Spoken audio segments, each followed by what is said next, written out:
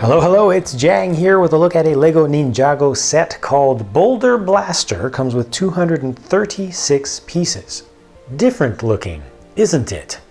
It's an aircraft, and I guess it has a little bit of a steampunk kind of flair to it, especially when you consider the color scheme with the gratuitous use of gold or bronze, brass kind of color, and against the black, and just some of the very different styling of it. It has some retro kind of feeling to it with what looks like would be a radial engine set up in the front, but in fact that's just a whole bunch of spring-loaded projectile shooters. So rather than going with the new and currently available 6-stud shooter that they've released on so many different 2015 sets, they went and did an 8-shooter out of the spring-loaded projectile launchers.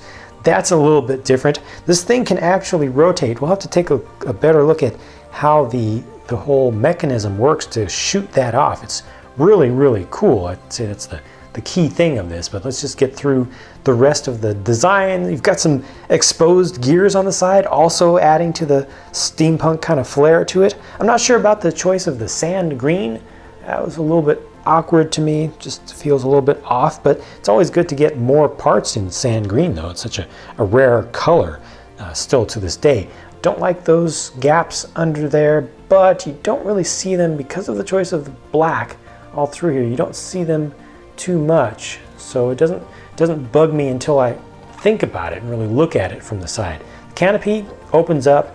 It will hold coal in there. There you can see a 2x2 by 2/3 slope, or curved slope piece in sand green, and they've got a little console in there as well. A number of stickers used throughout this thing, not too many of them.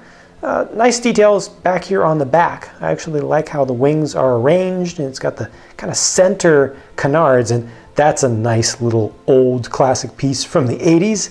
Cool to see again. Interesting choice of the rock face kind of piece here. Has some interesting angles to it, and yeah, just it's different. Now for the real serious thing about this, all of this up here in the front spins around. This is a handle. This comes down for you as an owner to hold on to the thing and to be able to swish it. So rather than trying to hold it like this around the fuselage, you hold it from here and you control it directly. So now you've really got good control over steering it through the air. And this is actually the trigger right here. This piece with the, it's a antenna piece with the Technic ball piece stuck in it, is the trigger for all of those projectile shooters. And what happens is you turn either of these big gears on either side. It works for righties and lefties alike. As you turn that, it's going to spin the whole front around, and it's going to shoot out one at a time each of those projectiles, each of those spring-loaded projectiles. And they give you a target here. It's supposed to be a little bit of an anaconda outpost. Sure, use your imagination. It's just a handful of extra pieces that were left over in the budget, and it gives you something to try to shoot at. It's a very small target, but I'll try to get it up close.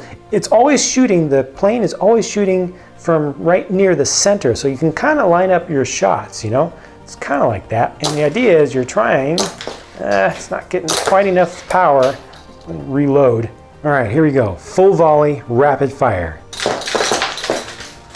So as you see, it's quite an impressive display of outbound firepower when you really put some spin into this thing.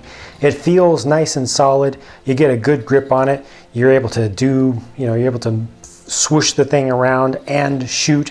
It's just really well designed for playing. It's really impressive when you give that thing a full spin and just unload all of these projectiles.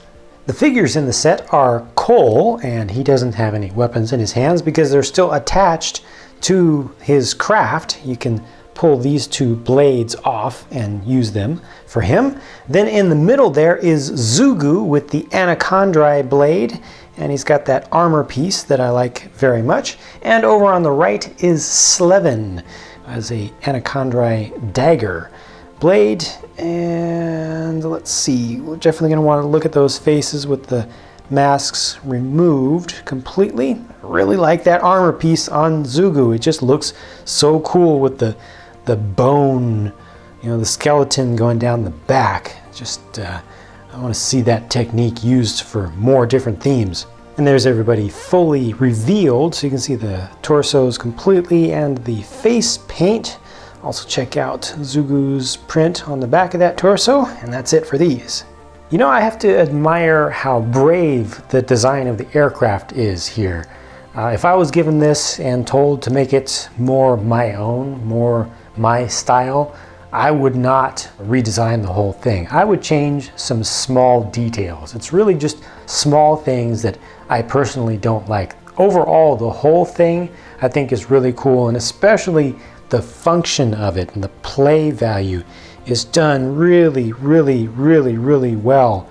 And that kind of opens up, it just inspires me. It makes me think of what else could be done with that sort of thinking. You know, that style of mechanism, something that's that involved, something that's that all encompassing for the design of the entire craft.